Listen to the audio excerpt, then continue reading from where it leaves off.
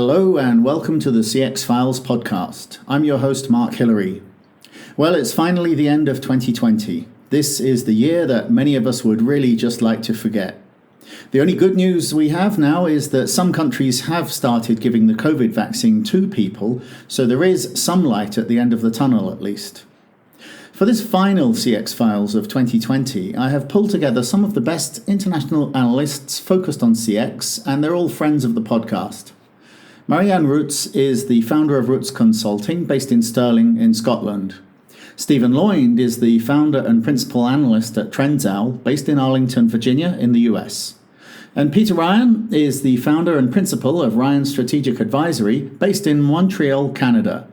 We had a conversation together based on the biggest changes in CX in 2020 and what could possibly happen as we move now into 2021.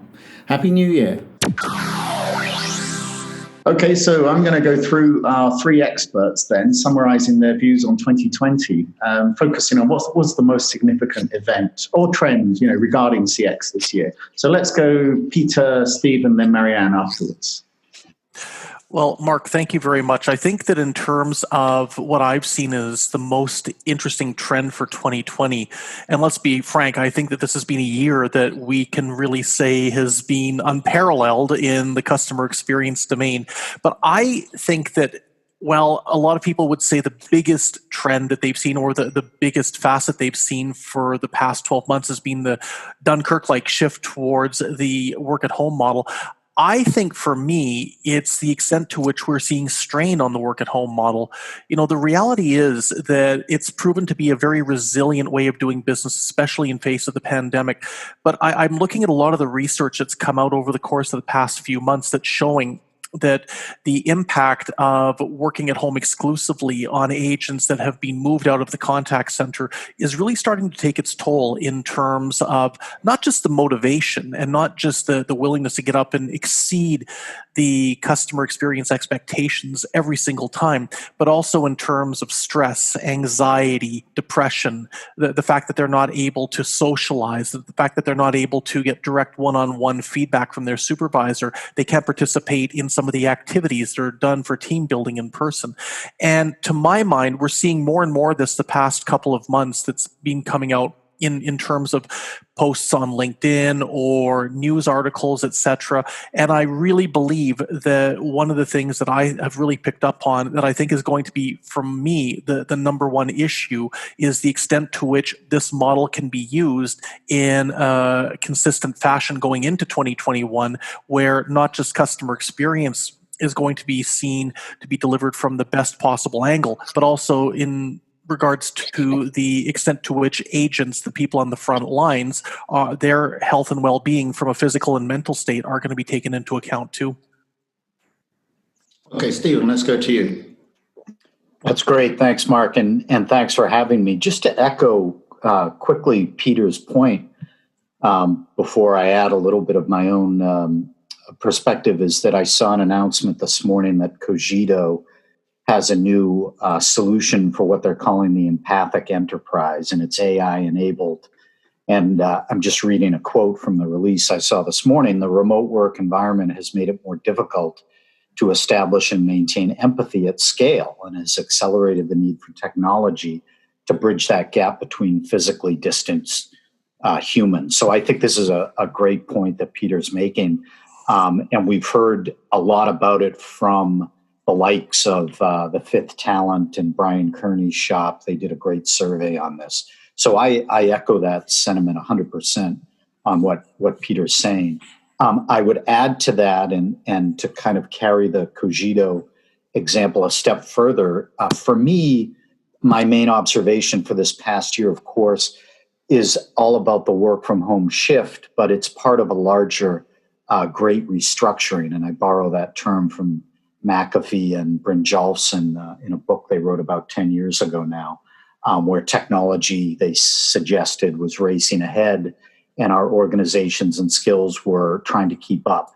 And so that was already happening before the COVID crisis hit.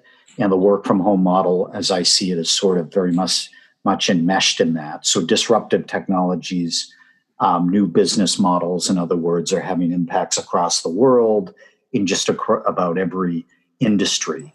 And I've called it the fourth industrial revolution squared. There's no real going back. And when we think about the world of the CX and the contact center specifically, I'm speaking about new business models, the most prominent of which would be automation, this idea that technologies like AI and cloud and mobile and analytics are helping to power automation, these disruptive technologies in the cloud and platform-based solutions. And so really interesting time for digitization, and it'll affect the CX with hyper-personalization. And I think the last point I'd make very quickly is I've cited the Ernst & Young study a few times from April, where they said, and the crisis had just hit recently, that 41% of their respondents to a survey said that they were investing in accelerating automation plans that they already had. And so you can see where that's going to become table stakes coming out of this. Every firm will be expected to offer a heightened experience for their customers, but also their employees, to go back to the Cogito example and AI-enabled solutions. And those type of expectations will be liquid across industries. We're all going to have to keep up in this new world that is emerging. That's great. Some detailed points there. So, Marianne, what's your take on 2020? Thank you for having me, Mark, and hello, boys. So it's interesting what you both mentioned around the technology and the opportunity within technology. What I did find very early on in 2020 when working with my clients was that, yes, everybody had what they perceived being excellent technology, invested hundreds of thousands of pounds, moved everybody to work from home, and two things did not work. A, the processes fell apart because they weren't documented. They were just done on the fly on the contact center floor. We do it like that. We do it like this. And knowledge base had holes. A knowledge base is something where people would go and find information out there about the product, how to fix a problem, etc. That's the kind of knowledge base I'm talking about. Neither of them were there or working. So I went out and did a little research on my clients. The clients that I had worked with for the last about 1.5, 2 years, 1 out of 7 had an ops manual that I considered to be useful and covering the steps. And the same one also had a reasonably acceptable knowledge base, but did say it wasn't good enough. So what does that do to our frontline people and the people that need to deliver the service? They work from home, so they don't have next door neighbor to ask. They don't have a team manager can raise their hand and say, well, I need you now. They open maybe a window, a chat, and ask for help, but might not be seen or might not be gotten to quickly. So on top of all of that disruption in their personal lives and professional lives, they couldn't even rely on the basic tools to do their job.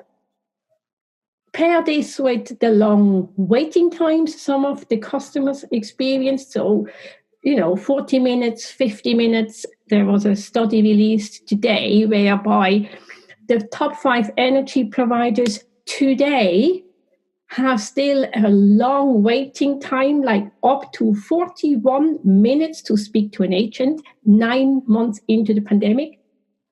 Honestly, that wasn't acceptable before COVID, but it's certainly not acceptable now. So that worries me as a trend because it has a fundamentally negative impact on our frontline people delivering the service, and it doesn't exactly help the customer journey, the customer experience. In fact, it will most likely, have a negative impact on NPS or customer experience scores, customer effort, whatever you measure, it will definitely show negatively. That's interesting because something I've talked to a lot of people about this year is the need to improve self-service and, think about the results from Google, the results you get when you ask Alexa a question. And clearly, if they don't even have the in-house materials, the FAQs, then it's going to be very difficult to get good search results. I think that clearly, one of my observations this year was work from home was clearly the biggest single change in contact centers. But we've seen clearly, and Peter was mentioning this, the people best suited to work from home are those who are recruited into a work from home position and not just sent home in the middle of a crisis. So I think that ongoing, this is going to be a component now. Part of regular default CX delivery will include some work from home, and this may change the size of the contact centers we see. We might see just the high security services in the contact center with, regular work defaulting to work from home. And I think that, this really spells the end for things like the multilingual hubs that we've seen growing across Europe. Because why would I bring 10 people from Germany, 20 from Sweden, 15 from France, when I can just recruit those people locally? So, there's going to be a lot of change ahead as we move into 2021. So I think let's spin it around and go Marianne first, then Steve, and then Peter, and explore, what are some of your observations on the road ahead? That's an interesting observation that you just made. Why would I create a multilingual hub somewhere? Mark, that's exactly the work I obviously do. And, I think the biggest change will be, as Peter mentioned earlier, it's not necessarily everybody is cut out to work from home. That's one point. So therefore, the hybrid model that needs to be developed one way or the other. But yet again, it's something that the four of us have probably been talking about all year long. And we still find that not the entire industry has gone fully behind that fact that there must be a hybrid. And it's a little bit mysterious to me why that would not be the most important piece of work somebody, let's say, in business development would go and create a really good offering so that they can offer that diversity and can keep going with the multilingual hub. And by way of recruiting people in country, but that in itself requires process. And the process seems to be the bit where people shy away. So now there is no two ways about it. That process needs to be done. And I think that's the challenge and the opportunity, I may say. It is the opportunity to get these processes right, to deliver the service from home with people that are talented and want to work from home and speak the language. Okay, definitely. Okay, Stephen, how about you? What's happening in 2021? Yeah, so to echo your remarks, Mark, I think that my main prediction for 2021 is kind of that obvious theme that the work from home model will remain sticky throughout the year. I mean, it's going to take time to roll out these vaccines. And even after that's done, I think that mask wearing is probably going to be a constant throughout the rest of the year. It's likely. And, we did a podcast with you when this thing broke in March, and we were saying to get prepared for 18 months of disruption. And I think that discussion we had looks pretty good today. So the home shoring model will be sticky, and remote work will continue to be the case for a high percentage of employees. I've used this term or borrowed it from economics hysteresis, meaning once something changes fundamentally, I guess they use it in physics as well, you really can't go back to what it was in its initial form or manifestation. And I think that's the case here. Not just for delivery models, but for the CX writ large. And so there's a lot of disruption, to your point. And then, I think that you're going to see the other big theme that kind of echoes perhaps what Marianne is talking about, this importance of having the proper processes in place. I think on a positive scale, all these changes and disruption and new technologies, general purpose technologies like AI, could affect productivity such that we maybe will see a surge in productivity throughout the coming decade. And I've been thinking more about this and reading people again like Eric Brynjolfsson, who I think is putting out a new report on the likelihood of an improvement in productivity going forward because of all these new technologies. So hopefully that will be the case, and the work from home model will be a key part of that as well. And so we'll come to a point where we see agile and digitally transformed enterprises and processes and people working closer with technology to bring us sort of to a new promised land. How's that for a positive spin? Yeah, well, certainly the promised land is a good good vision, seeing as this is going to go out just before the new year. So, how about you, Peter? Mr. Loynd as always sets the bar rhetorically very high to pick up the baton from him with the promised land.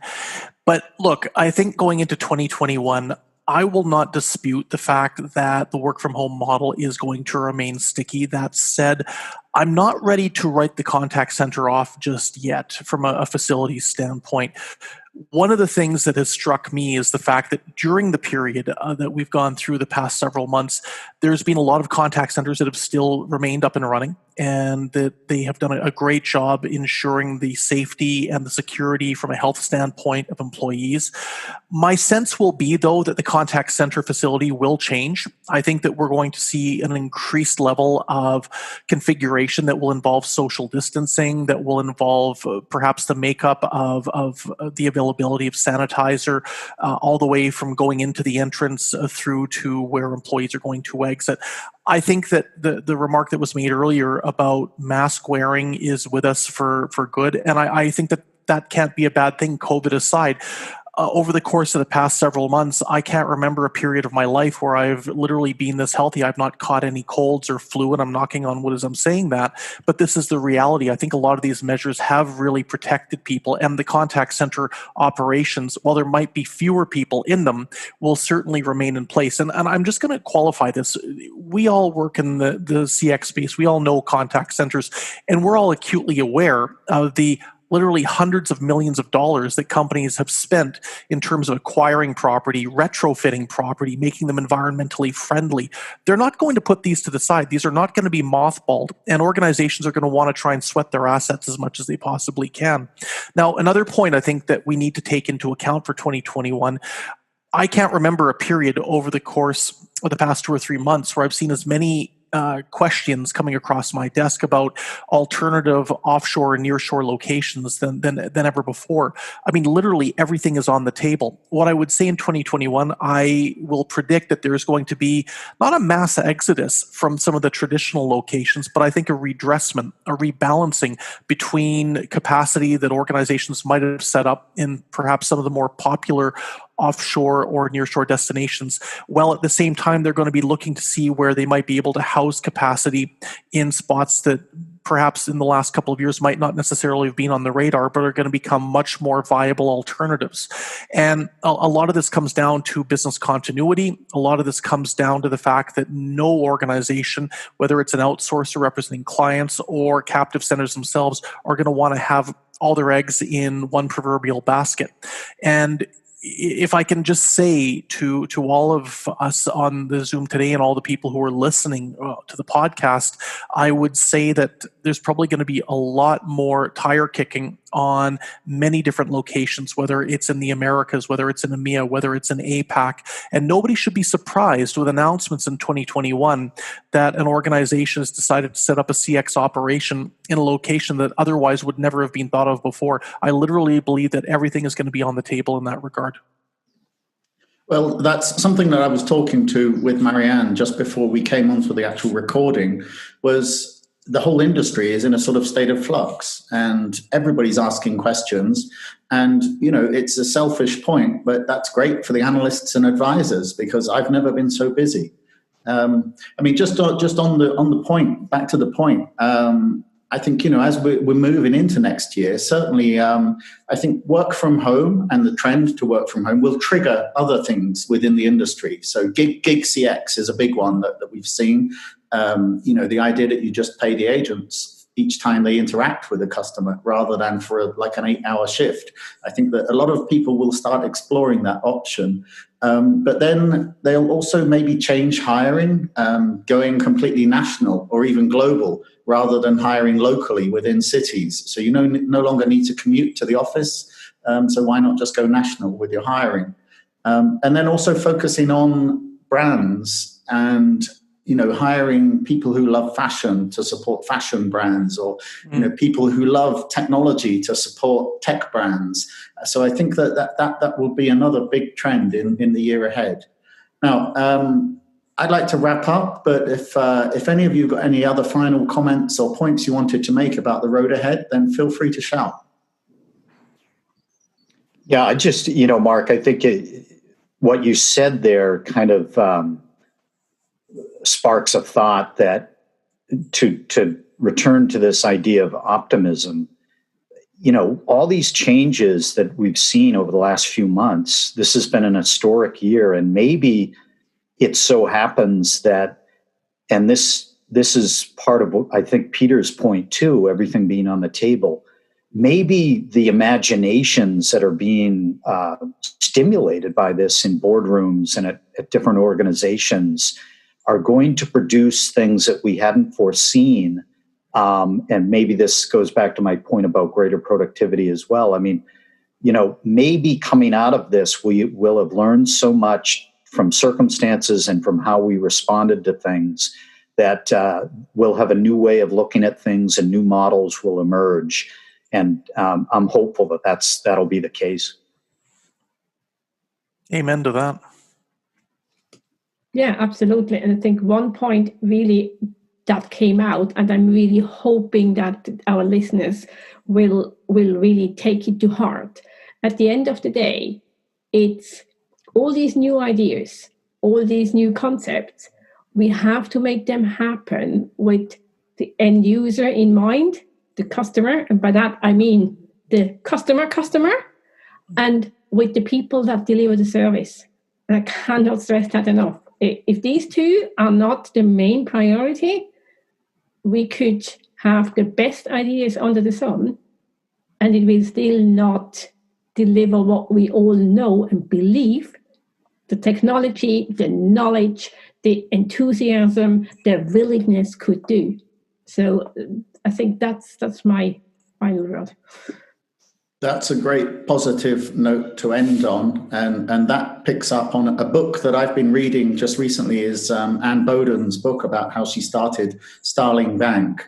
And I think that her observation of being the COO of Allied Irish Bank and then starting a digital bank, and her observations on how she just had to tear everything up and reinvent what it means to be a bank. And I think that we're seeing that happen with the CX industry right now. Just as Stephen said, we're not going back to 2019. It's going to be completely different, and largely that's going to be a positive thing. And just on your point about Starling Bank, I read today in the UK it was rated the #1 bank from a customer service standpoint. So very, very telling words. Yeah. Okay, guys, that's great. Thanks very much. Have a great new year, and hopefully work with you all in 2021. And hopefully we get to see each other live in 2021 too. Absolutely. That's the main point. See each other live. Yeah, that's right. Cheers.